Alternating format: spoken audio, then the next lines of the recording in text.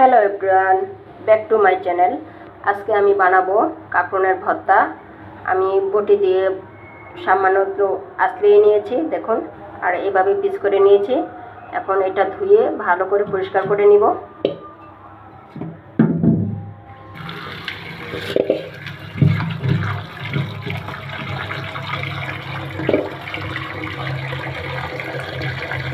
এখন ভালো করে ধুয়ে পরিষ্কার করে নিয়েছি।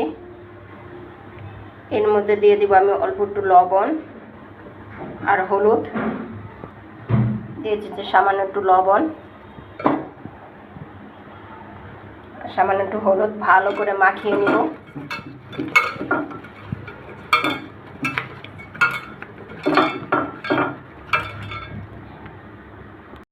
দেখুন আমার মাখানো শেষ। এখন চুলাইতে একটা প্যান বসিয়ে দিয়েছি।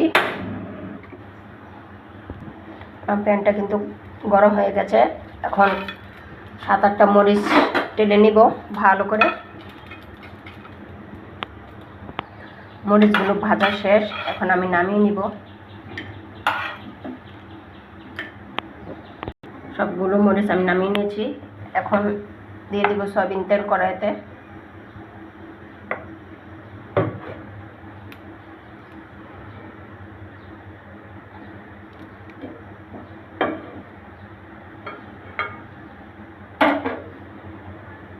তেলটা গরম হয়ে এসেছে। এখন সবগুলা কাঁকরোল এক এক করে দিয়ে দিব।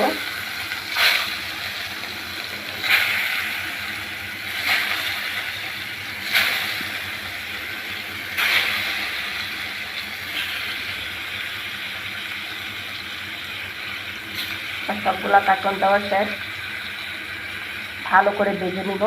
দেখুন আমার কাঁকরোলের কালারটা কত সুন্দর হয়েছে। এখন আমি অপর পিসটা উল্টে দিব এক এক করে।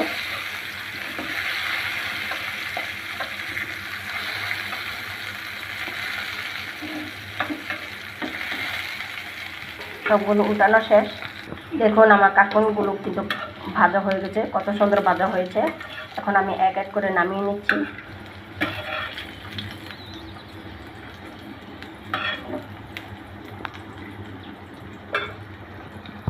দেখুন আমার সবগুলা কাঁকরোল ভাজা সুন্দরভাবে হয়েছে এবং আমি উঠিয়ে নিয়েছি।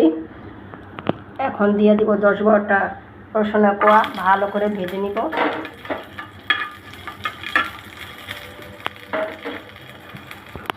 রসুনের কোয়াটা ভাজা শেষ, এখন আমি নামিয়ে নিব।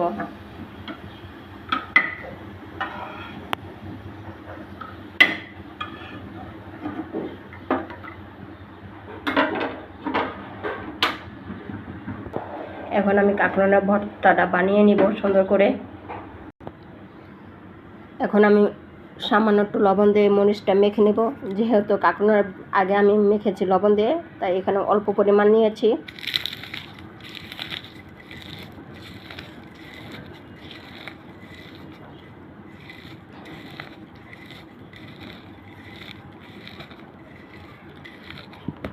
মরিচটা মাখা শেষ, এখন আমি রসুনগুলো করে নিব।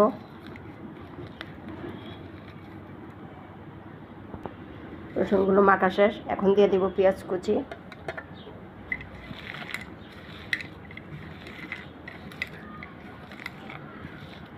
ভালোভাবে চটকে নিব। তারপর কাঁকরোলগুলো আমি ভেঙে নিব।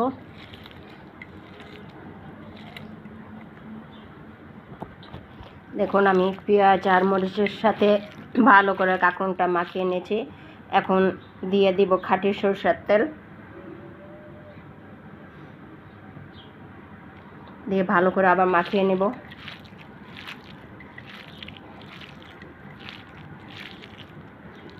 ভর্তাটা কিন্তু আমার মাখানো শেষ। এখন এই পর্যায়ে দিয়ে দেব ধনিয়া কুচি। ভালো করে ভর্তার সাথে মিশিয়ে নেব। দেখুন আমার ভর্তাটা কিন্তু হয়ে গেছে, কত সুন্দর দেখা যাচ্ছে ভর্তাটা। দেখুন ভর্তাটা কত সুন্দর হয়েছে। ভর্তা দেখলে জিভে জল আসে।